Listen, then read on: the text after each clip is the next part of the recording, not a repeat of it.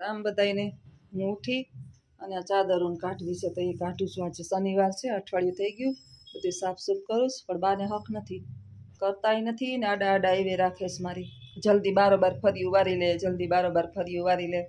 આજે રવિવાર કાલ છે ને તો બધી સફાઈ થઈ જાય, બે દી હરખું કરું તો અઠવાડિયાનું કામ ભેગું થાય મારે, કાંઈ એટલે કાંઈ ન થાય. ખોરો વારીને ઘૂમરા લીધે જ રાખે. આજે વિડીયો નથી બહેનો જરાય. સ્કૂલેથી આવું 1 વાગે આવું ને બહુ મોડું થઈ જાય, પછી રસોઈ કરું ને 2:45 થાય, જમી લઈએ ને કરીએ ને 3 થાય. જરીક વાર લંબાવીને ઊભી થઈ, સીધું કામ લીધું, પણ હવે બા બેસતા નથી ક્યાંય, બેસી જાય તો સારું.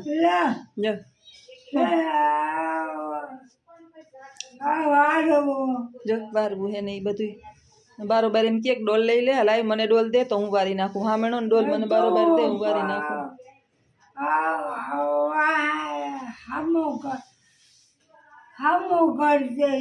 તમારે શું કરવું?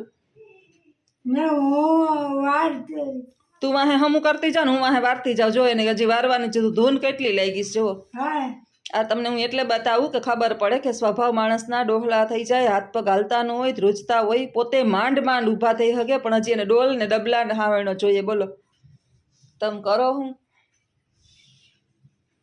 એક જ ધૂન લાગીશ. હાલ તું ઊભી થઈ જાવ ને હું વારી નાખું, હાલ તું મારી વાહે આવતી રહે ને હું વારી નાખું. જો આમાં માલે જોવું એ કેમ હાલે. જો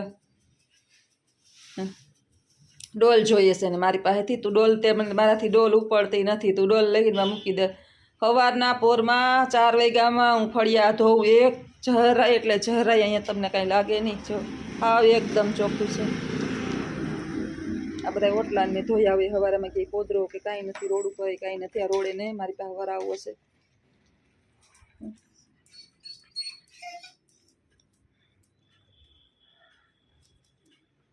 ઘરને એને ને કામના મગજમાં ઘરી ગયું ને, તમે એને કીધું કોટલે બાજુ એકવાર બેહો ને તો આ જો નીચે ધૂળું તો જો આ બધું મેં સાફ કર્યું. ઉપર હું કચરા વાળું છે, પંખાને સાફ કરીને પછી ઝાટકીને પછી આવો છાડું ચાદરોને બદલાવું.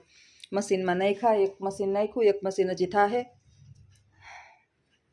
પણ 5 મિનિટ એને જીવને શાંતિ નથી. તમે કરી હું લ્યો? એ જો વાહે જ ફરે. પહોલાવીને જરીક વાર બેહાડું ને, આ લુહાણીયા રહેતો, પગ લુહાણીયા રહેતો શું પ્રોબ્લેમ હોય? સીધું જારીએ ચડાવી દે ને કે સેટીએ રાખે. એનાથી તો આખો દી રમે. હું કેટલી વાર ત્યાં બેહે તો સારું. જરીક વાર ને પાછા ફરેશ કે મોબાઈલ હાથમાં લઈને ઊભીશ.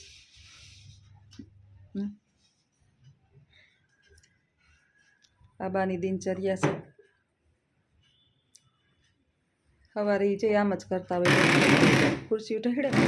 આવી ખુરશી બપોરે તમે સૂતા હોય ને હાથની અંદરમાં, આપણે એમ થાય સવારે 4 વાગ્યાના ઉઠીને હળડ થતા હોય. 4 વાગ્યાની હું ને અમારા ઘરવાળા પાણી લાગશે,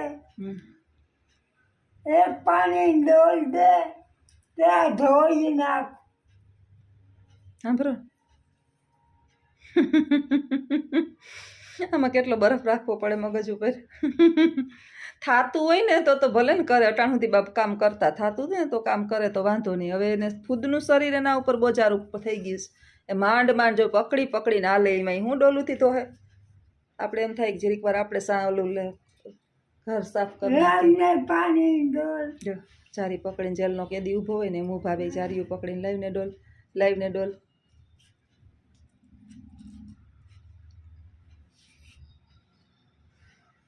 બેસ જઈને બસ શાંતિથી કલાક અડધી પોણી કલાક બેસે ને તો હમણાં બધું સાફ કરી નાખું. આ નહીં જો ક્યાંય હક નથી. હળિયું કાઢે બારોબાર બહાર નીકળે ને એટલે ન્યાય એ નીકળી જાય. જે આ બધું છે ને સાફ કરવું છે. આપણે દેખાય નહીં પંખામાં, પણ પંખામાં છે ને પાંખિયામાં ને એવા આમ અઠવાડિયું થાય ને એટલે એવી ધૂળું જામી ગઈ હોય પંખિયા. એમાં ચોમાહાની અંદર તો જ આવલા થઈ ગયા હોય એટલે એકદમ લૂવા પડે પાંખિયાઓને, નહીં તો ઓલા થઈ જાય. નોકરી કરીએ ખાલી નોકરી તો નથી કરાતી, બધું કરવું પડે આમાં. આ બધા આ છબીઓને રાખ્યું તો હોય, ફોટાને ઘડિયાળું બધામાં આપણે ભીના કોરા કપડાં લગાડવા પડે, નહીં તો પૂરું. એમાં રીએ હું કાંઈ ન રીએ, કાર્ટૂન લાગી જાય, બધું બગડી જાય. ઘરમાં વસ્તુ જેટલી ઓછી ને એટલી હજી એનું ચાલુ જ છે રેકોર્ડિંગ, ટેપ રેકોર્ડિંગ લાવીને આજે અમારી કોચ ભેગી થઈ છે એક્સપોમાં. આ અમારી પેલી સિયા જે આખો દિવસ માથું જોઈ રાખે માથું જોઈ રાખે અમારા સિયાબેન ને ખાવાનો તો બહુ શોખ છે. અત્યારે ખાય જ છે. ખાવું આજે સ્કૂલના ઇંગ્લિશ મીડિયમ સ્કૂલનો એક્સપો છે. અલગ અલગ બાળકોને રમવાનું ને બધું બિચારાને સાયન્સ વાળા છે ને તે લઈ આવતા નહોતા, પણ બહુ રિક્વેસ્ટ કરી પછી એક પીરિયડની છૂટ આપી કે એક તાસ પૂરતા આનંદ કરી આવો. અને બિચારી કેવી દુબળી પડી ગઈ અમારી સિયા. આખી કોલેજની અંદર ચારેય બાજુ આજે અમારી જ હલચલ છે અમારી સ્કૂલની.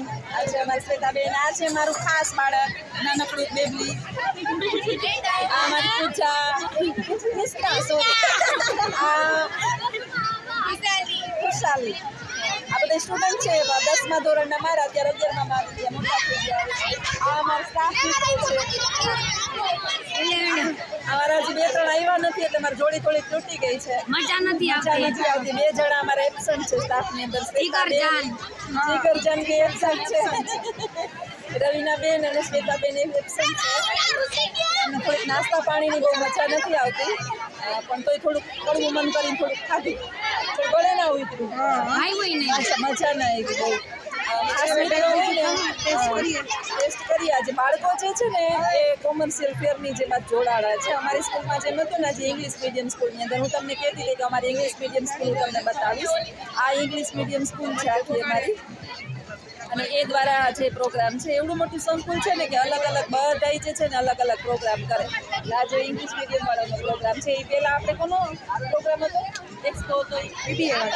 મેં આની પહેલાં વિડીયોમાં તમને બતાવ્યું હતું ને બીબીએ વાળાનો એક્સપો હતો. જે ઇંગ્લિશ મીડિયમ વાળાનો 10, 11 ને 12 ધોરણ વાળાનો છે. અમારો એક દિવસ તમને બતાવ્યું હતું કોમર્શિયલ ફેર હતું. એટલે અમારી શાળામાં આવો પ્રોગ્રામ ચાલતો જ હોય. ક્યારેક ભણતરની સાથે થોડું વિદ્યાર્થીઓને આવું નોલેજ મળે અને ભણતરના થાકથી થોડાક ઓછા થઈ જાય. તો અમને આજે 1-1.5 કલાક ભણાવવામાંથી થોડીક રાહત મળી છે, ગળા ફાડવામાંથી. આ એક બેન કમેન્ટ કરતા હતા, બેન તમે ભણાવો, ઘરનું કામ કરો ને 3-3 વિડીયા કેમ બનાવી લે? હું 30 વિડીયા બનાવી લઉં. આઈ એમ કેપેબલ, હું કેપેબલ છું. ગમે ત્યાં ઊભી હોય ને ત્યાં મને મારો વ્યવસાય સૂચી જાય. એટલે તમારે વ્યવસાય કરવો હોય ને ધંધો કરવો હોય ને જોડાવવું હોય ને તો મગજની અંદર એ વ્યવસાયને જોડી દેવો પડે. સાચી વાત નથી? 100%. હા, જો અમારા ટાઈમ ઇઝ મની. સમય છે ને એ કિંમતી છે. જ્યાં જાવ ને ત્યાં તમારો સમય વેસ્ટ ન થવો જોઈએ. આજે અમને 1 કલાક પૂરતા અહીંયા મેદાનની અંદર લઈ આવ્યા છે. તો વિચાર્યું કે 1 કલાક જે છે ને અમારે એકદમ કાઢવો નથી, સમયનો ઉપયોગ કરી લઈએ અને બતાવી દઈએ. આજે બાળકોને મેળા જેવો માહોલ થયો. નાના બાળકો તો છે ને એને એટલી બધી મજા આવી છે. ઓલા જમ્પિંગ જોકર, પછી ઓલું છોટું ને પતલું ને એની અમને બહુ મજા આવી. છોટું મોટું પતલું હતા ને કે કાર્ટૂન, એમાં અમને બહુ મજા આવી. એટલે આજે મારા સ્ટાફને બહુ મજા આવી. સૌથી અમારા 4-5 હજી 2-3 ફ્રેન્ડો છે એ બહાર છે. 2-3 આમ આગળ રખડે છે બધા, થોડા આગળ ને પાછળ. અમારી 6નું ગ્રુપ છે ને, 6નું ગ્રુપ પછી આમ બે ભાઈ અમે 4 જ છે. આજે બહુ દૂર છે. આજે હા તો આવતી રે હિરલ, આવતી રે. આ જે છે ને આ બહુ દુઃખી છે. આ છોકરા મારા, આ બધા આ દુઃખી છોકરા છે. અને હું ભણાવવા નથી જાતી. 12મામાં છું. આ નાસ્તો લઈ એવી મોઢું આમ કરે છે કે હવે હાલો નાસ્તો કરે છે. અને આનું મોઢું જો બગડે છે. અને આ ઓલા ભવના છે ને ખબર નહીં હું આનું કંઈક આમ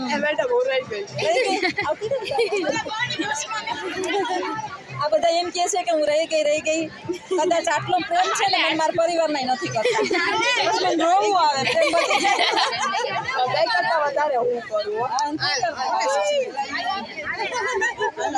હાલો આવજો, બાય કહી દો બધા. આવજો બાય.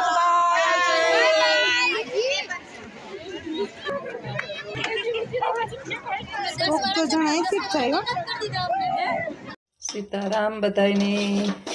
જ્યોત્સનાબેન બનાવે છે આજે નવીન વસ્તુ, માનભોગ બનાવું છું. આજ મારું એક રસોડું એવું છે ને કે મારે તમને કાંઈ રેસીપી બતાવવી હોય ને તો એ હરખી બતાવાતી નથી. આમાં મેં લીધો છે ઘઉંનો ઝીણો લોટ 1 વાટકી અને અડધી વાટકી જેટલું નાખ્યું છે ઘી, ચોખ્ખું ગાયનું દેશી ઘી. ઝીણો લોટ લીધો છે. જાડા ઘીનો છે ને લોટનો શીરો થાય અને ઝીણો લોટ હોય ને એનો માનભોગ થાય. આ પંજાબી લોકો બહુ બનાવે. હવે આની અંદર જે છે ને પાણી નહીં નાખવાનું, દૂધ ને ખાંડ નાખવાની છે. પણ આ લોટ એકદમ શેકાઈ જાય ને તો હજી આમાં થોડુંક વધારે ઘી નાખીએ ને તોય વધારે સરસ થાય ઝીણા લોટની અંદર. પણ હું હવે વધારે ઘી નહીં નાખું કારણ કે રાત્રે ખાવું છે. રાત્રે ખાવું ને એટલે પછી રાતે કામ એટલું બધું ન હોય, આપણે સૂઈ જઈએ. એટલે હવે બહુ જાજો નથી બનાવ્યો. 3 જણાને જોઈએ કેટલો ને વાત કેટલી. શાક રોટલી તો બનાવી છે. તો અત્યારે થોડોક માથે આમ કુછ મીઠા હો જાય, ખાને કે બાદ કુછ મીઠા હો જાય એટલા માટે થોડોક માનભોગ બનાવું છું. બહાર છે ને ઘરના બહાર ઓછા જઈએ એટલે કાલે બનાવ્યું તો શીરો, કાલે બનાવતા ભૂલી ગઈ. તો આજે વળી કમેન્ટ આવી કે બેન તમે જે બનાવતા હોય ને એની રેસીપી બનાવીને મોકલતા હોય તો હું કાયમ છે ને કંઈક ને કંઈક નવીન તો હું બનાવતી જ હોય થોડુંક, પછી ભૂલી જાવ ને. રસોડું એવું છે ને કોઈ મોબાઈલ પકડવાવાળું હોય નહીં, આમ ઉપર મોબાઈલ પકડવાવાળું હોય ને તો મને શેકવાની મજા આવે. અને મારે તો અંધારું પડે અત્યારે રસોડામાં, સામો પ્રકાશ આવે એટલે બરાબર આમ ચોખ્ખું દેખાય નહીં. ઝીણો રોટલીનો લોટ છે. હા, એકદમ આપણે ઘઉંની રોટલી કરીએ ને એનો ઝીણો લોટ છે. અને હારી પેટ નાખ્યું છે ઘી. હવે આને એકદમ સફેદમાંથી બ્રાઉન કલરનો, એટલે આપણે બદામી કલર જેને કહીએ ને એવો લોટ શેકવા દઈશ. એકદમ ઘીમાં શેકાઈ જાય. આ તો જે બાજુમાં હોય ને એને ખબર પડે કે સુગંધ આવવાની ચાલુ થઈ ગઈ. આપણે ન કહેવાય કે શેકતા હોય ત્યારે સુગંધ આવે છે કે નહીં. આ જે છે ને લોયા અને બધા ઉપર પડ્યા છે, આનું લોયું આવે. અત્યારે લોયું બન્યું છે હેઠવાળું, એલ્યુમિનિયમનું લોયું છે ને એ. હવે મારા ગામમાં જાઉં ને ત્યારે ઓલા તાંબાના તળિયાવાળા 2-4 વાસણ આવે ને એ સ્પેશિયલ એના માટે લેવા જવા જ, પણ નવરી નથી થતી. એનામાં સરસ શેકાઈને આમ લોટ છૂટો પડી જાય ને ઘીમાંથી ત્યાં સુધી આપણે શેકવાનો. આપણે કેમ મગજને બનાવીએ, પછી પેલું બનાવીએ શું કહેવાય મોહનથાળ, આ બનાવું છું માનભોગ. હવે તો ધીમે ધીમે છૂટો પડવાની તૈયારી થઈ ગઈ છે. ઘી એકદમ ઢીલું થઈ જાય. હા, ઘી હમણાં જો હવે કેવો લોટ થઈ ગયો, એકદમ બ્રાઉન કલર. ઘી એકદમ પડી ગયું છૂટું. 1 ચમચો એક જ નાખ્યો છે, નાની હાવ વાટકી હોય ને 1 વાટકી એક જ લોટનો કર્યો છે માનભોગ.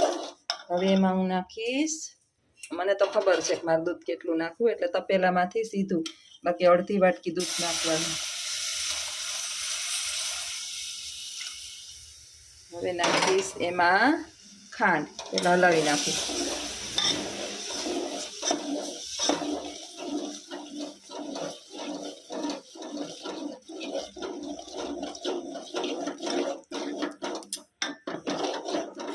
હવે ખાંડ નાખી દઉં. જો માનભોગ થઈ ગયો તૈયાર. આ છે ઘઉંના ઝીણો લોટ. તમને રવામાંનામાં કાંઈ ફેર લાગે એટલો સરસ સ્વાદિષ્ટ થાય. ક્યારેક બનાવજો, ટ્રાય કરજો. એવી ખાવાની મજા આવે. ઘરની અંદર જાડો લોટ ક્યારેક ન હોય, ક્યારેક એવું પણ બને કે રવો પણ આપણે ના હોય, દુકાનો બંધ હોય, પણ એવું તો ન જ બને ઘઉંનો લોટ ન હોય અને ઝીણો લોટ ના હોય. તો ઝીણા લોટને હારીપટ ઘીની અંદર થોડો જ લોટ, તો હાવ થોડોક જ લીધો મેં. એક નાનકડી વાટકી, એટલે આપણા નાના 2 શાકના ચમચા હોય ને, 1.5 ચમચો લોટ લીધો. એટલો 1.5 ચમચા જેટલું એની અંદર લોટ ડૂબી જાય ને એટલું ઘી નાખ્યું છે આની અંદર. અને એને શેકો. મેં તમને ખબર કે એકદમ સફેદમાંથી બ્રાઉન જેવો થઈ ગયો ત્યાં સુધી. પછી દૂધમાં સફેદ એટલા માટે દેખાય છે કે દૂધ નાખ્યું છે. એટલું જ સામે છે ને વાટકી, 1.25 વાટકી જેટલું દૂધ નાખ્યું. અને ખાંડ નાખી, આપણે જોઈએ એટલી ખાંડ, તો આપણે જેટલું ગળ્યું ખાતા હોય એટલું. એટલો સરસ સ્વાદિષ્ટ અને મજા આવે એવો માનભોગ છે. એટલે રસોડાની અંદર તો બાયું જેટલા કરે ને એટલા ઓછા. હું તમને એનું પીસ પાડીને બતાવું. જેમ આપણે શીરાના પીસ પાડી લઈએ ને, અને એક એક અલગ થઈ જાય. જો ઘઉંનો લોટ છે પણ રવાને ટક્કર મારે ને એટલો છે, એકદમ સોફ્ટ.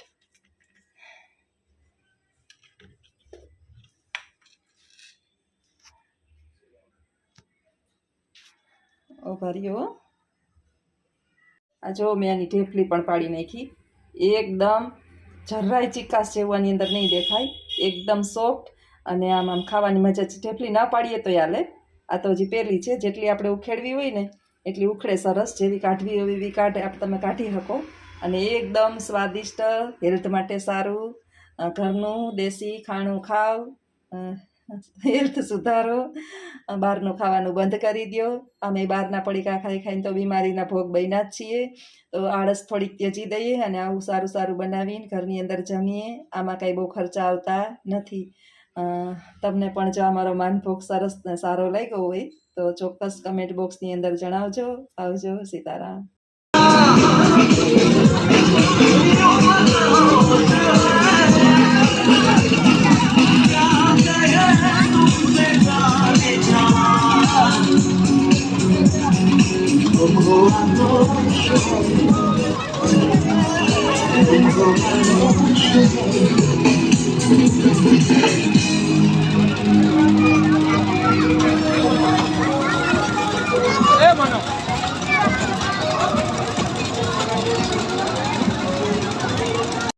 ચા બનાવ્યો તો માનભોગ ને મેં સાંજે બનાવ્યો તો, પછી આટલો વૈધો.